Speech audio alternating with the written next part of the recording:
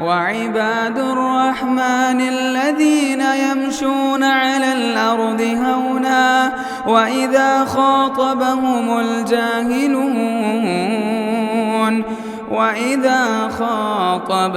الجاهلون قالوا سلاما۔ ہر قسم کی حمد و ثنا، تعریف و ستائش، بڑائی اور بزرگی، عظمت و کبریائی صرف اللہ رب العالمین کے لیے لائق اور زیبا ہے۔ درود و سلام ہو ہم سب کے آخری نبی جناب محمد الرسول اللہ صلی اللہ علیہ وسلم پر۔ محترم حضرات و خواتین اسلام، آج خطبہ جمعہ کا موضوع ہے خدمت خلق اور مسلمان۔ اسلام میں خدمت خلق کا کیا وسیع تصور ہے، خدمت خلق میں کیا کیا داخل ہے، کون کون اس میں شامل ہے، اور اس کی اہمیت و ضرورت کیا ہے، اور خدمت خلق سے جڑے ہوئے افراد سے کچھ گزارشات کیا ہیں۔ چند نکات میں آپ کے سامنے کچھ باتیں عرض کی جائیں گی۔ سب سے پہلے اسلام میں خدمت خلق کا جو وسیع تصور ہے، اسلام نام ہی ہے، اسلام دین خدمت ہے، اور اسلام میں یہ ایک بڑا ہی محترم بشان اور ایک مقدس فریضہ ہے، اور کتاب و سنت کے نصوص میں کثرت سے خدمت خلق کی ترغیب آئی ہے۔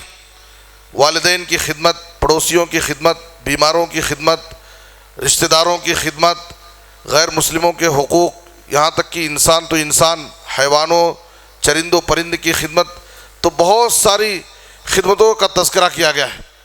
سب سے پہلے خدمت خلق میں ہم یہ سمجھتے ہیں، بہت سارے لوگ ایسے ہیں جو دنیا والوں کی خدمت کی بات کرتے ہیں، فلاں ملک میں مسلمانوں پر ظلم ہو رہا ہے، وہ ہماری خدمت کے محتاج ہیں، فلاں شہر میں مسلمان مظلوم ہیں، پریشان حال ہیں، ہمیں ان کی خدمت کے لیے جانا چاہیے، لیکن ان کے پاس خدمت خلق کے باب میں ترجیحات کا تعین نہیں ہے۔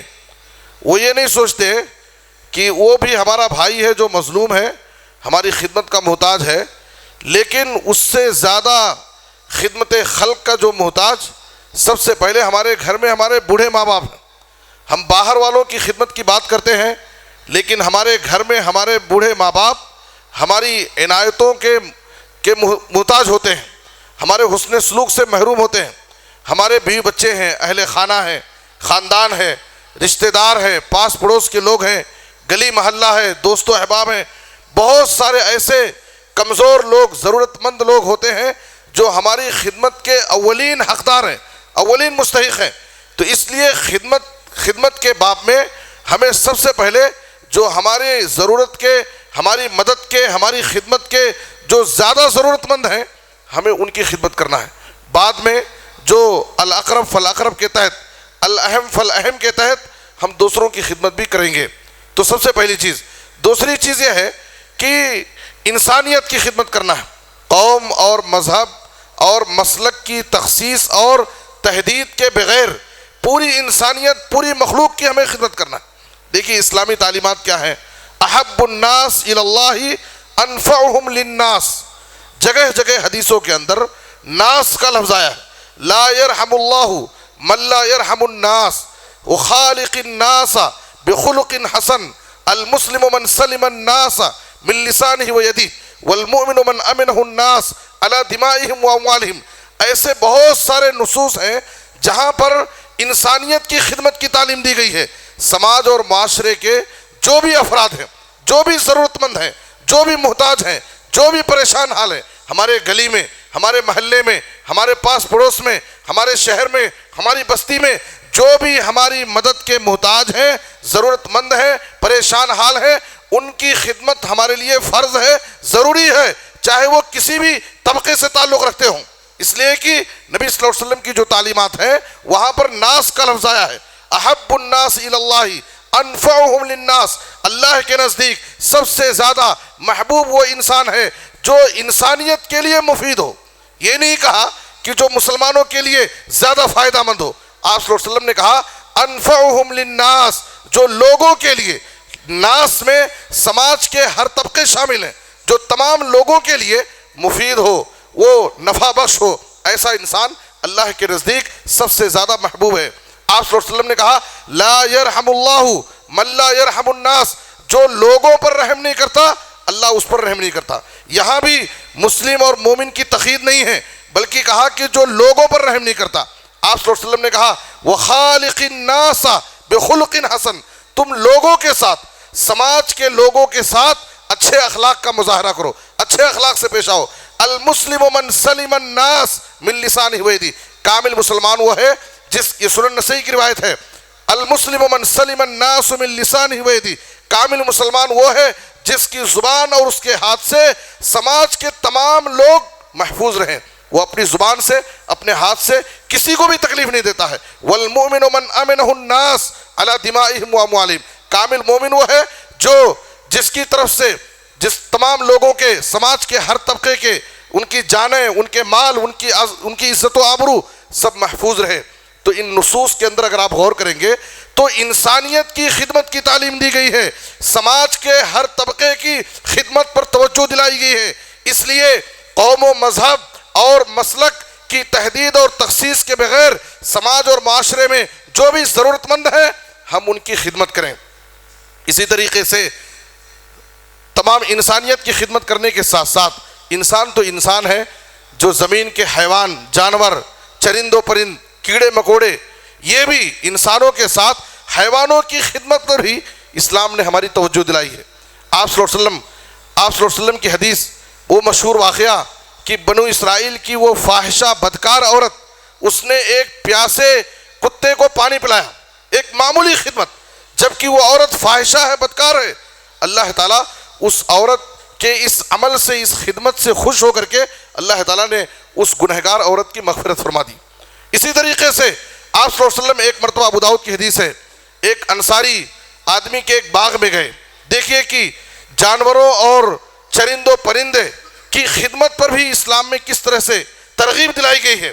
آپ صلی اللہ علیہ وسلم ایک انصاری آدمی کے باغ میں گئے، آپ صلی اللہ علیہ وسلم کو دیکھ کر کے ایک اونٹ آپ کے قریب آیا اور وہ اونٹ رو رہا تھا۔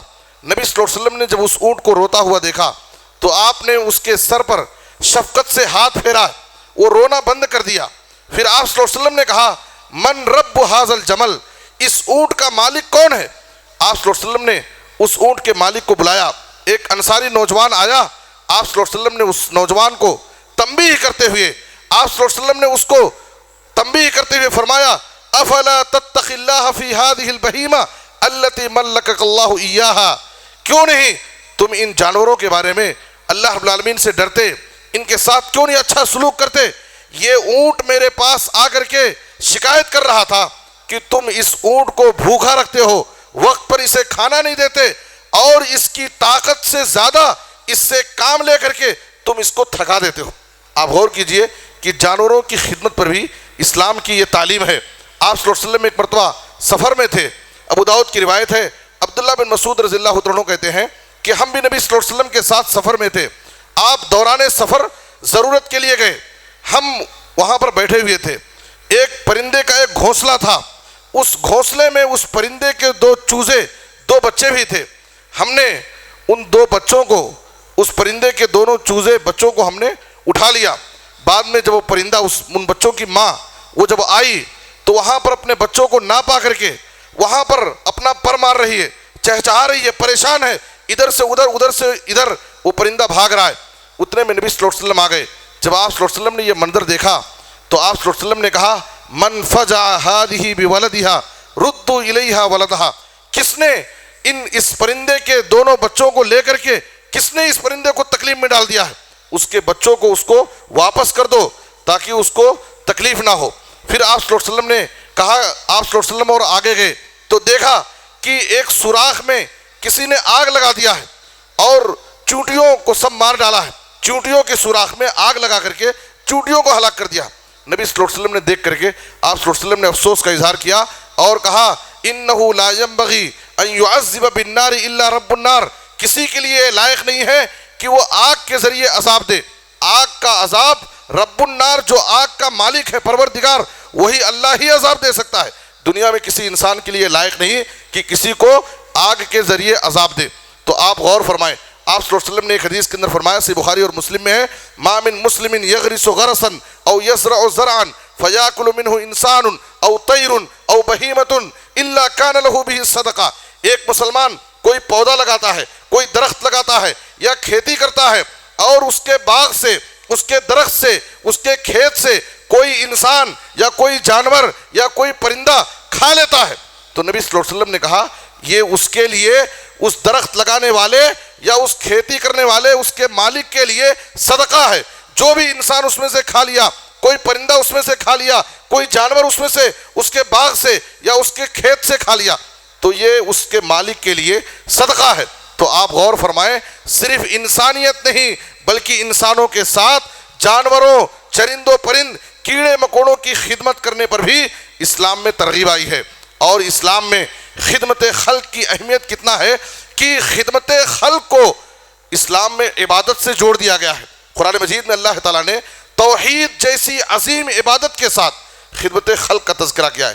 سورہ النساء کی آیت نمبر 36 میں اللہ نے فرمایا وَاعْبُدُوا اللَّهَ وَلَا تُشْرِكُوا بِهِ شَيْئًا وَبِالْوَالِدَيْنِ إِحْسَانًا وَبِذِي الْقُرْبَى وَالْيَتَامَى وَالْمَسَاكِينِ۔ کئی لوگوں کا ذکر کیا اللہ تعالیٰ نے، اللہ کی عبادت کرو، اللہ کے ساتھ کسی کو شریک نہ کرو۔ اس کے بعد اللہ تعالیٰ نے کئی لوگوں کی خدمت کا تذکرہ کیا ہے، والدین کی خدمت، رشتہ داروں کی خدمت، غریبوں، یتیموں، مسکینوں اور مسافروں کی خدمت۔ آپ غور فرمائیں کہ اللہ کی عبادت کے ساتھ اللہ تعالیٰ بندوں کی خدمت کا حکم دے رہا ہے۔ تو توحید جیسی عظیم عبادت کے ساتھ اللہ تعالیٰ نے خدمت خلق کا تذکرہ کیا ہے۔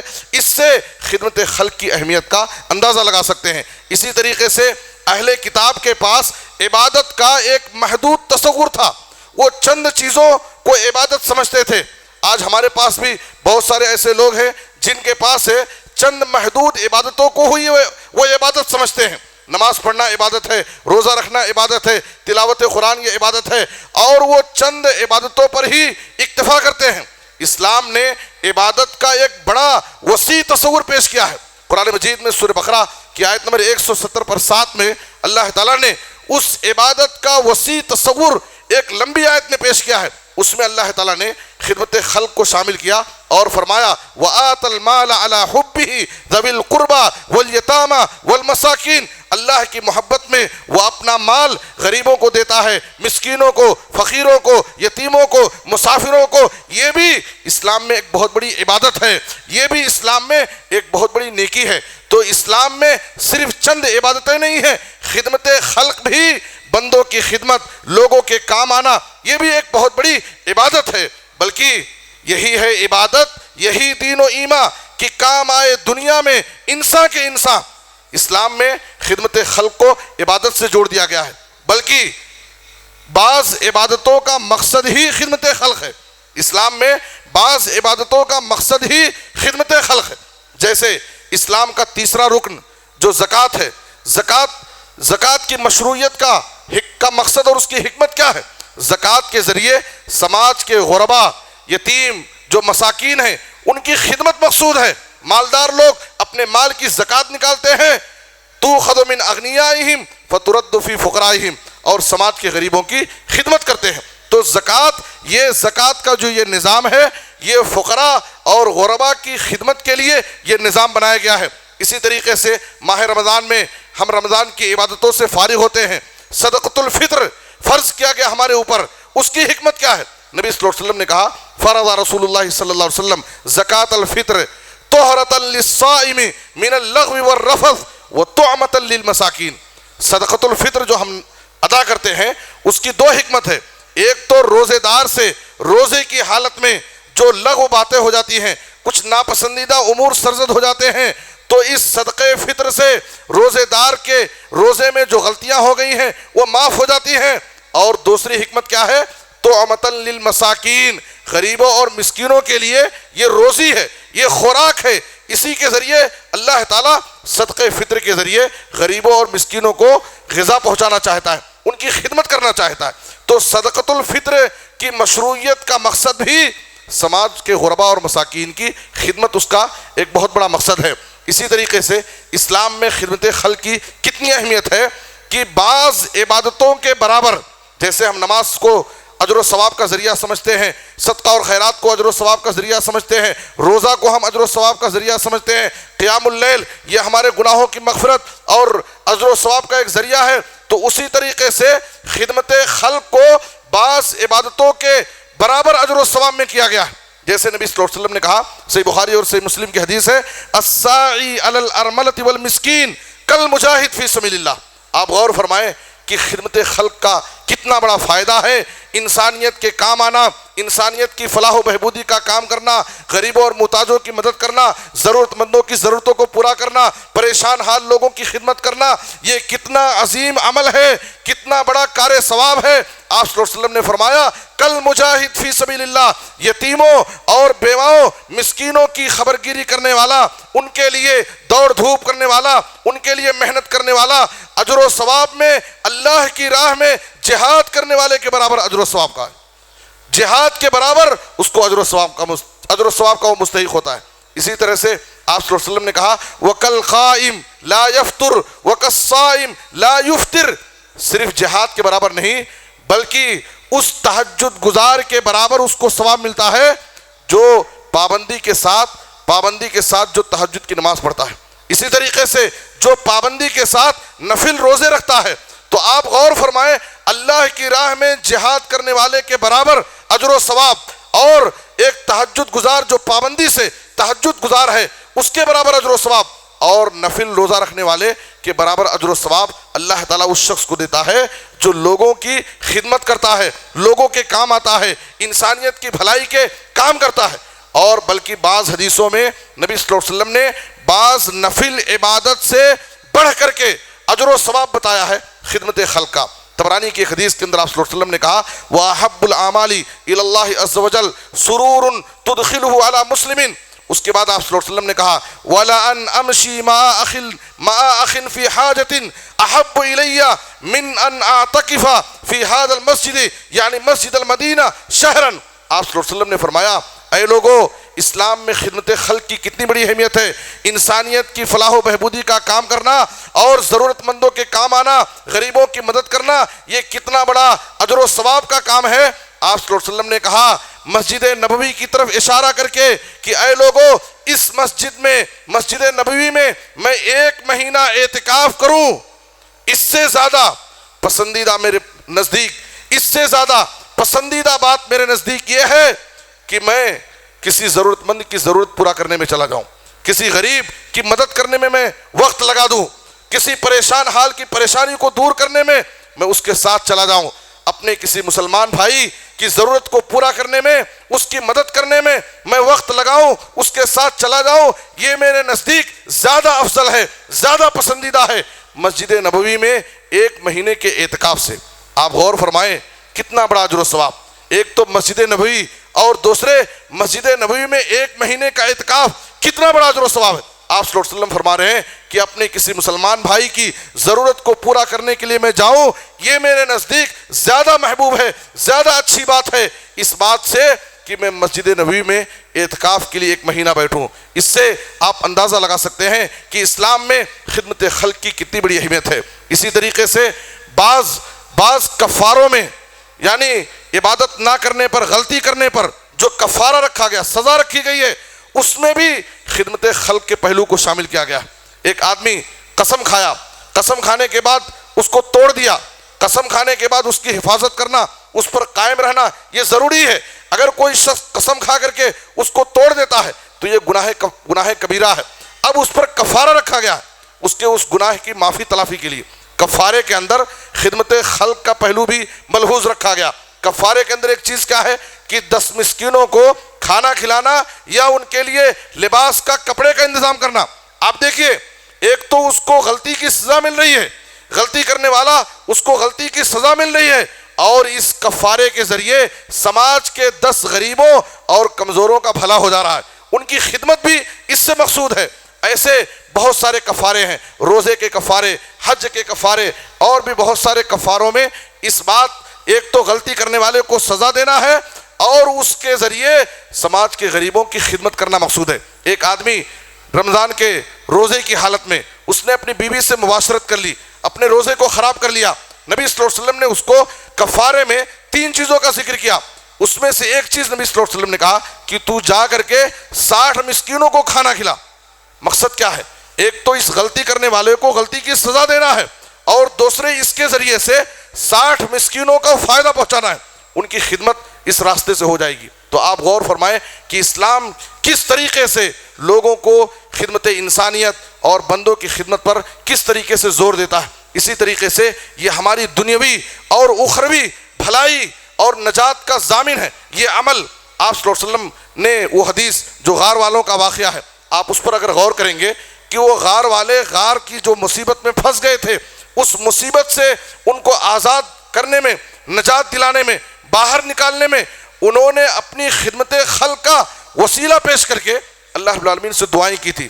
ایک نے اپنے والدین کی خدمت کو اللہ رب العالمین کے بارگاہ میں پیش کیا، اور ایک نے اپنی چچا زاد بہن سے جس سے وہ بہت زیادہ محبت کرتا تھا، اس سے ایک تو اس نے گناہ کو چھوڑ دیا. صرف گناہ نہیں چھوڑا بلکہ اس نے اس کو آمادہ کرنے کے لیے جو 100 دینار دیے تھے، وہ 100 دینار اس نے واپس نہیں لیے بلکہ 100 دینار دے کر کے اس مشکل گھڑی میں اس کی مدد کیا، اس کی خدمت کیا. یہ اصل نیکی تھی. اور اسی طریقے سے تیسرا آدمی جس نے مزدوروں کو ان کا پورا حق ادا کر دیا، مزدوروں کو اس مزدور کا جو حق اس کے پاس باقی رہ گیا تھا وہ سارا حق اس کو ادا کر دیا. اللہ رب العالمین نے ان تینوں کی اس خدمت کے ذریعے ان کو غار کی اس مصیبت سے نجات دلایا اور وہ صحیح سالم باہر آ گئے. آپ صلی اللہ علیہ وسلم نے فرمایا، صحیح مسلم کی حدیث ہے، من نفس عن مومن کربۃ من کرب الدنیا نفس اللہ عنہ کربۃ من کرب یوم القیامہ ومن یسر علی موسر یسر اللہ علیہ فی الدنیا والآخرہ ومن ستر مسلما سترہ اللہ فی الدنیا والآخرہ واللہ فی عون العبد ما کان العبد فی عون اخیہ. اگر کوئی شخص دنیا میں کسی مومن کی کوئی تکلیف کو دور کرے گا تو اس کے بدلے میں اللہ تعالیٰ اس دور کرنے والے بندے کی دنیا اور آخرت دونوں تکلیفوں کو دور کر دے گا.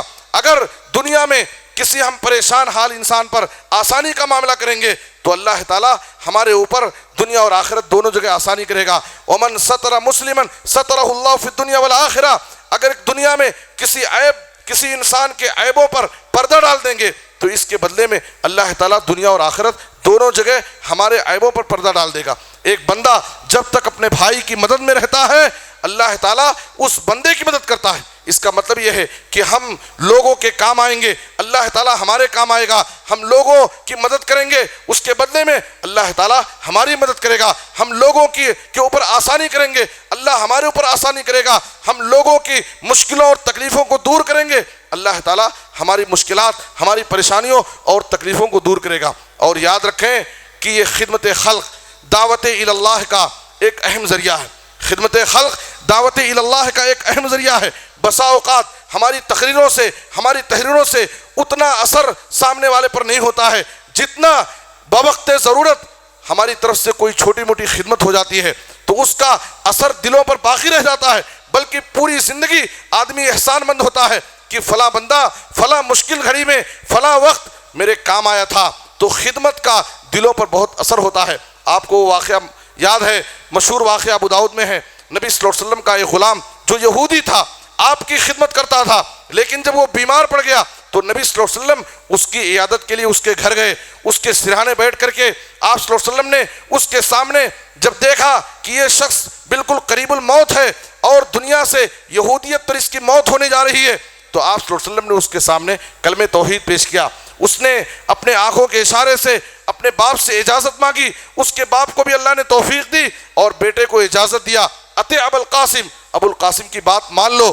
باپ کی اجازت پاتے ہی وہ یہودی غلام کلمہ پڑھ کر کے مسلمان ہو جاتا ہے اور تھوڑی ہی دیر میں اس کی موت ہو جاتی ہے. نبی صلی اللہ علیہ وسلم جب واپس آنے لگے تو آپ صلی اللہ علیہ وسلم نے اللہ کا شکر ادا کیا. الحمدللہ الذی انقذہ من النار. تمام تعریف اس اللہ کے لیے ہے جس نے اس بندے کو، اس یہودی غلام کو جہنم کے گڑھے سے نکال کر جنت کا مستحق بنا دیا. آپ غور فرمائیں، نبی صلی اللہ علیہ وسلم کی یہ عیادت اس غلام کی ہدایت کا ذریعہ اور سبب بن گئی. اس لیے یہ خدمت خلق لوگوں میں، برادران وطن میں ان کو اسلام سے قریب کرنے کے لیے ایک مؤثر ہتھیار ہے، ایک عظیم ہتھیار ہے. اس لیے خدمت خلق کے راستے سے ہمیں اس وقت اپنے ملک میں دعوت کا کام تیزی سے کرنا چاہیے۔ ایک بڑا اہم ذریعہ ہے، ہم جب لوگوں کی خدمت کریں گے وہ ہم سے متاثر ہوں گے، ہم سے قریب ہوں گے، ہم ان کو دین کی دعوت پیش کر سکتے ہیں، ہم ان کو بتا سکتے ہیں۔ آج آپ دیکھیے عیسائی مشنریاں اس باب میں اسی دو چیزوں کا استعمال کر کے اپنے باطل مذہب کے فروغ میں لگے ہوئے ہیں اور اپنے باطل مذہب کی نشر و اشاعت میں لگے ہوئے ہیں۔ عیسائی مشنریاں عیسائیت کی تبلیغ میں دو چیزوں کا استعمال کرتی ہیں، ایک تو ہاسٹل اور دوسرے ہاسپٹل۔ لوگوں کے لیے اچھی تعلیم کا انتظام کرنا، لوگوں کے بچوں کے لیے اچھی تعلیم گاہیں قائم کرنا، اور دوسرے مریضوں کی خدمت کے لیے اچھی ہاسپٹل بنا کر کے، اور جو بھی خریوں میں غریب محتاج پریشان حال ہوتے ہیں، بے سہارا لوگ ہوتے ہیں، ان کی خدمت کر کے، ان پر محنت کر کے اپنی عیسائیت کی تبلیغ کر رہے ہیں، جبکہ یہ سب اسلام کی تعلیمات ہیں۔ ہم ان کے اس عمل سے متاثر ہوتے ہیں اور ہم اس بات کو بھول جاتے ہیں کہ اسلام میں خدمت خلق کی تو اور زیادہ تعلیمات ہیں۔ آپ صلی اللہ علیہ وسلم نے کہا عود المریض واطعم الجائع وفق العانی، اے لوگو بیمار کی عیادت کرو، بھوکوں کو کھانا کھلاؤ، اور بے قصور جو قیدی ہیں ان کی رہائی کے لیے کوشش کرو، ان کی خدمت کرو۔ تو اسلام میں ایسی بہترین تعلیمات ہیں۔ میرے بزرگوں اور دوستو، خدمت کرنے کے وقت ہمیں اس بات کا خیال رکھنا چاہیے کہ آج خدمت خلق کے میدان میں بہت ساری جماعتیں، بہت ساری تنظیمیں، بہت ساری حکومتیں کام کر رہی ہیں، لیکن ہماری جماعت کی خدمت اور دوسری جماعتوں کی خدمت میں دو بنیادی فرق ہونا چاہیے۔ سب سے پہلا فرق یہ ہے کہ ہم خدمت خلق کا کام کرتے وقت اس بات کا لحاظ رکھیں کہ ہماری ساری خدمت اللہ کی رضا کے لیے ہونی چاہیے، اخلاص کا جذبہ ملحوظ ہونا چاہیے۔ لوگوں کو دکھانے کے لیے، اپنے وحدے کو مضبوط کرنے کے لیے، یا سماج اور معاشرے میں اپنی عزت اور اپنے مقام کو بڑھانے کے لیے ہم خدمت نہ کریں۔ آج آپ دیکھیے کہ ایک چھوٹی خدمت کرتے وقت بھی لوگ باقاعدہ اس کی نمائش کرتے ہیں، سوشل میڈیا پر اس کو ڈالتے ہیں۔ پہلے کہا جاتا تھا کہ نیکی کر دریا میں ڈال، لیکن آج لوگ کیا کرتے ہیں؟ نیکی کر واٹس ایپ میں ڈال، نیکی کر فیس بک میں ڈال۔ آج ایسا معاملہ مشہور ہو گیا ہے۔ تو ہمیں خدمت کرتے وقت غریبوں کی غربت اور مجبوروں کی مجبوری کا مذاق نہیں اڑانا چاہیے۔ خوددار میرے شہر کا فاقوں سے مر گیا، خوددار میرے شہر کا فاقوں سے مر گیا، راشن تو بٹ رہا تھا وہ فوٹو سے ڈر گیا، راشن تو بٹ رہا تھا وہ فوٹو سے ڈر گیا۔ آج کتنے ایسے ضرورت مند ہیں، پریشان حال ہیں، جو اپنی ضرورتوں، اپنی مجبوریوں کو صرف لوگوں کے سامنے اس لیے نہیں پیش کرتے ہیں کہ ان کی غربت اور ان کی مجبوری کا فوٹو کے ذریعے مذاق اڑایا جائے گا، واٹس ایپ پر، فیس بک پر باقاعدہ ان کی تصویروں کو نشر کر کے ان کو بے عزت کیا جاتا ہے۔ تو اس لیے ہم جو بھی عمل کریں خالص اللہ کی رضا کے لیے، لوگوں کو دکھانے کے لیے نہیں، اس لیے کہ ہمارا وہی عمل اللہ کے پاس قبول ہوتا ہے جو خالص اللہ کی رضا کے لیے ہوتا ہے۔ ان اللہ لا يقبل من العمل الا ما كان له خالصا وابتغي به وجهه، اور سورہ دہر کی آیت نمبر 8 اور 9 میں اللہ تعالیٰ نے ابرار جو نیک بندوں کی صفت بیان کی ہے، وَيُطْعِمُونَ الطَّعَامَ عَلَى حُبِّهِ مِسْكِينًا وَيَتِيمًا وَأَسِيرًا إِنَّمَا نُطْعِمُكُمْ لِوَجْهِ اللَّهِ لَا نُرِيدُ مِنْكُمْ جَزَاءً وَلَا شُكُورًا۔ یہ نیک بندے غریبوں، یتیموں اور قیدیوں کو جو کھانا کھلاتے ہیں خالص اللہ کی رضا کے لیے، اللہ کی محبت میں کھلاتے ہیں، یہاں تک کہ کھلانے کے بعد وہ کہتے ہیں کہ ہمیں تم سے نہ تو اس کا کوئی بدلہ اور نہ تمہاری شکر گزاری کی ضرورت ہے۔ بعض مفسرین نے اس آیت کی تفسیر میں لکھا ہے کہ اگر کوئی شخص کسی غریب کی مدد کر کے، کسی بھوکے کو کھانا کھلا کر کے، اس کے بعد اگر اس سے دعا کی درخواست کرتا ہے، کھانا کھلا کر کے، مدد کر کے اگر اس سے دعا کی درخواست کرتا ہے، جاتے جاتے مجھے دعاؤں میں یاد رکھیے، تو کہتے ہیں خرج من هذه الآیہ، وہ اس آیت کا مصداق نہیں ہوگا، وہ اس آیت سے نکل جائے گا، اس لیے کہ اس نے اس کو کھلا کر کے، اس کی مدد کر کے، اس سے جو دعا کی درخواست کی ہے، تو گویا کہ اس نے اس کی مدد کر کے، اس کو کھلا کر کے اس سے بدلہ لے لیا دعا کی درخواست کر کے۔ اور نیک بندوں کی صفت کیا ہے؟ انما نطعمکم لوجہ اللہ لا نرید منکم جزاء ولا شکورا۔ اور ایک آخری بات جو ہماری جماعت کی خصوصیت ہے، آج خدمت خلق کے باب میں کھانا کھلانے والے، پانی پلانے والے، لباس بانٹنے والے اور بھی مختلف ضرورتوں کو پورا کرنے والی جماعتوں کی کمی نہیں ہے۔ آج خدمت خلق میں جہاں لوگوں کے کھانے پینے، لباس و پوشاک اور ان کی ضرورتوں کو پورا کرنا ہے، اس سے کہیں بڑی ضرورت، یہ کام بھی ضروری ہے، یہ کام بھی کرنا ہے، ان کے کھانے پینے کا انتظام کرنا ہے، اس کے ساتھ ساتھ اس سے بڑی ضرورت جو انسانیت کا ایک بہت بڑا طبقہ جہنم کے گڑھے میں گر رہا ہے، شرک و بدعات میں مبتلا ہے، آج مزاروں اور درگاہوں پر ان کی تعداد پھیلی ہوئی ہے، ہماری ضرورت ہے، ہماری ذمہ داری ہے کہ ہم ان کے پیٹ کی غذا فراہم کرنے کے ساتھ ان کو توحید و سنت کی غذا دیں، ان کو صحیح عقیدہ ان کو بتائیں، ان کو صحیح منہج بتائیں، ان کو صحیح عقیدے کی تعلیم دیں، تاکہ جب وہ اس دنیا سے جائیں تو آخرت میں نار جہنم سے، جہنم کے عذاب سے وہ بچ جائیں۔ ورنہ ہم دنیا میں ان کو کھانے پینے سے، بھوک سے مرنے سے بچا سکتے ہیں، لیکن اگر اس کی موت شرک پر ہو جائے گی، غلط عقیدے پر ہو جائے گی، تو دنیا میں تو بھوک سے نہیں مرے گا، لیکن آخرت میں مرنے کے بعد وہ جہنم کے عذاب کا ایندھن بنے گا۔ اس لیے میرے بزرگوں اور دوستو، خدمت خلق میں اس بات کا لحاظ رکھنا چاہیے کہ پیٹ کی غذا کے ساتھ، کھانے پینے کے انتظام کرنے کے ساتھ، اصل جو چیز ہے، سب سے بڑی جو خدمت ہے کہ ان کو توحید و سنت کی غذا دی جائے۔ اللہ سے دعا ہے کہ اللہ تعالی ہمیں خدمت خلق کی اہمیت کو سمجھنے اور اس کے تقاضوں پر عمل کرنے کی توفیق عطا فرمائے۔ اے اللہ، جو بھی بیمار ہیں انہیں شفائے عاجل کامل عطا فرما، جو مقروض ہیں انہیں ادائیگی قرض کی کوئی آسان سبیل پیدا فرما۔ اے اللہ، پورے عالم میں جہاں بھی مسلمان مظلوم ہیں، پریشان حال ہیں، ان کی غیبی مدد فرما، ان کے حال پر رحم فرما، ہمیں کتاب و سنت پر عمل کرنے کی توفیق دے، خاتمہ ہو تو خاتمہ بالخیر، کلمہ توحید پر وفات دے۔ آمین تقبل یا رب العالمین، وصلی اللہ علی نبینا محمد وآلہ وصحبہ اجمعین۔ بارک اللہ لنا ولکم فی القرآن العظیم ونفعنی وإیاکم بالآیات والذکر الحکیم، انہ تعالی جواد کریم ملک بر رؤوف الرحیم۔ مسجد عباد الرحمن کے پلیٹ فارم سے ہونے والی دعوت و تبلیغ کے مشن کو آگے بڑھانے میں ہمارا بھرپور ساتھ دیں۔ علم و عمل سے ناطہ جوڑنے کے لیے اہل علم سے جڑیں۔ مسجد عباد الرحمن کے یوٹیوب چینل کو سبسکرائب کریں اور آگے شیئر کرنا ہرگز نہ بھولیں۔ فجزاکم اللہ